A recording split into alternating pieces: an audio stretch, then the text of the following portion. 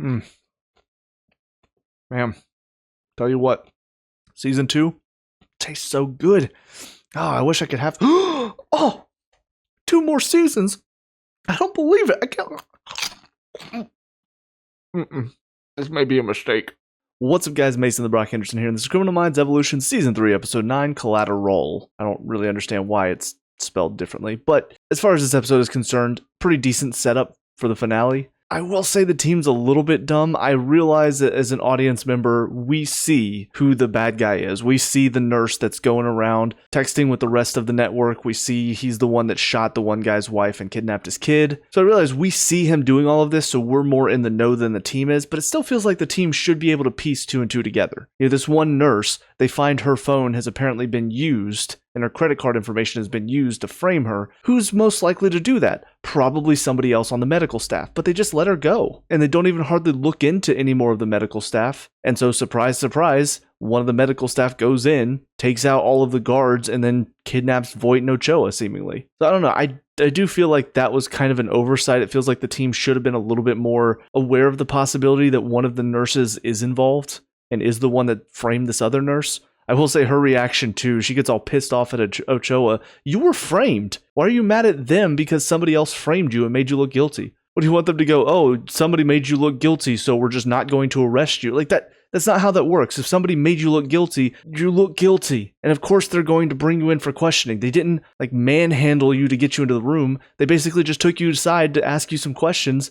They figured out pretty quickly that you're not the one that did this, so why are you so pissed off? It felt stupid. But anyways, like I said, I do think that was a bit of an oversight. I think the team should have figured out what was going on a lot quicker. But a couple of the other stupid things in this episode. First of all, Rossi is taking pills as part of his therapy, and it's being praised. And for me, I understand trying to get mental health under control, trying to work through all of that. I understand that's a good thing. That's something that should be celebrated. Now, should Tara, who is 40s, 50s, should she be flossing in celebration of Rossi getting mental help? No. That is absolutely stupid, and it's cringy, and it doesn't belong in this show. But also celebrating him taking pills to help get his mental health under control, that to me is just kind of stupid. And how many times do those medicines have so many side effects that can actually make life harder to live through? I mean, who knows? This could be dimming his senses to where he's not as focused on the job anymore. He could be missing things because of this medicine. So to me, celebrating him taking medicine, it just feels like they're trying to push, hey guys, you should med up.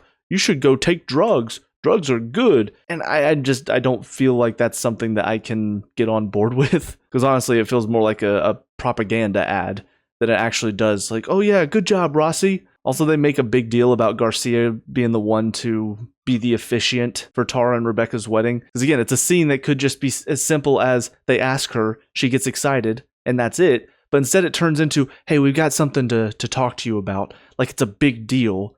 And then Tara takes her into the elevator, and then she's asking her all these questions. Is it lawful good or chaotic good? Oh, you don't play D&D. Let me explain. Go through that whole rigmarole. Finally, she just goes, will you marry us? Which, funny enough, if they were swingers, would be a completely different question. But then she gets all excited, and it looks like they're transitioning out of the scene as she's hugging her, because they're going around behind Tara, and it looks like they're about to fade into her back. And then it just comes all the way back around, and they're still in the scene, and they're still talking about it. And I'm like, why? The scene is done. She said yes, she's going to be your officiant, we're done. But no, they have to keep going on about it and keep talking about it. It just felt like a scene that was unnecessarily long for something that could have been simple, and just, hey, you want to be our officiant? Absolutely, hugs, cool, we're done. And let's move on to telling the story. So with all that out of the way, this probably sounds like I absolutely despise this episode, but those were really the main parts of it that I felt did hold it back from being a really good episode. On the whole of it, the rest of the stuff was still enjoyable, so I had a good time. Now, I will say, there's something I haven't talked about. I can't remember what episode now, I can't remember if it was 7 or 8, where they brought up the idea that there is somebody on the inside, somebody working at the hospital that might be getting this information out. I did have the idea that maybe Ochoa would be the one, but then when they introduced this guy at the beginning of the episode, I'm thinking, okay, so he's going to be the one who is actually doing all of the leaking and everything. But then they bring up the idea that maybe the leader of the group is a woman. And so now my suspicions on Ochoa are back on, and I will say if it's her, it's going to be a little bit cliche, just because she was working so closely with Voight. They painted her in this light of like, no, she's a good person, she's just trying to help. And then it turns out she's actually been working against them the whole time. Like, I don't know. I guess I was kind of suspicious of her from the beginning. I just didn't really say anything about it because it seemed silly, especially since they would have done deep dives into her past. And so if they end up finding something later on, it's like, wait a minute, there's a blank spot here. She could have been this Tessa woman. It will seem like a bit of an oversight because the team should have done deep dives into all of the staff, including her, from the outset, since she was going to be the one working the closest with Voight. But we'll see. So with all that being said, on to the finale. I'll see you there. And finally, episode 10, The Disciple. Not gonna lie, pretty underwhelming.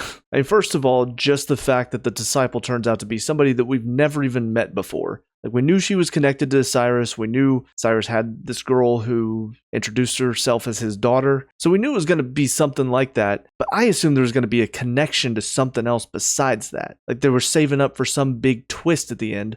But as it stands, there's no big twist. She's just some random person that we're just now meeting in this episode. And we're finally seeing her whole backstory in this one episode as well. And then she's taken down by the end of it. How is that interesting? Like, this feels like a Criminal Minds episode, just any other Criminal Minds episode. We learned about her story and then finished her story in one episode. That's so boring. I really thought there was going to be something more to this, but as it stands, that's it.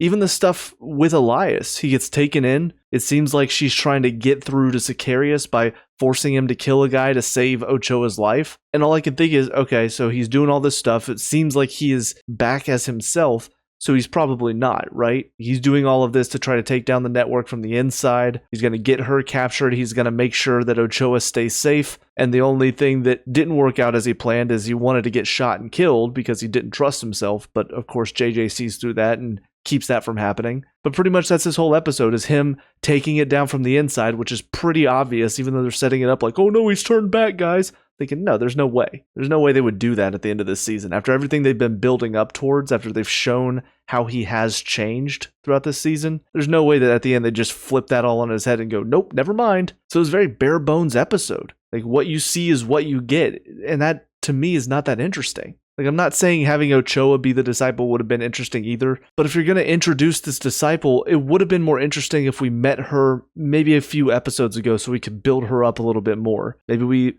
don't really know what her story is, but we start to learn it, and so we come to the end of all of this, and we see how twisted she's become because of what Cyrus did to her. And also the fact that she was so easily fooled by what Elias did. It was so simple to take her down. He just had to pretend like he was Sicarius again. Yeah, we're gonna tell everybody to lay low, and then, yeah, we'll just blow everything up. Actually, you know what? I'm gonna do this. I'm gonna shoot her instead.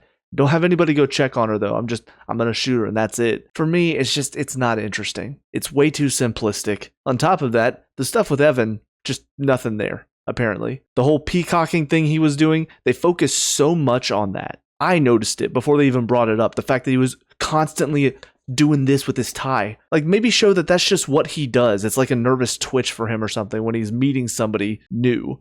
Like, if you set that up and we see him constantly doing that whenever he gets nervous, then sure. Okay, so there was a misunderstanding there. It's still stupid because Tara getting all jealous after she talks about, no, come on, we're adults. But you've got that, then you got he and Tara both get shot. And I know they do find out that apparently Voight's lawyer found something. I'm assuming it's the information about who Tessa was, maybe? But why does that mean let's shoot Tara when Rebecca was the one in the case? And then we shoot Evan, but not Rebecca. It just feels like there should be something more there, but by the end of it, nothing's brought up about that. Even with Penelope, we saw at the end of that one episode, she thought she was turning off the devices that were going to release the spiders in the guy's stomach.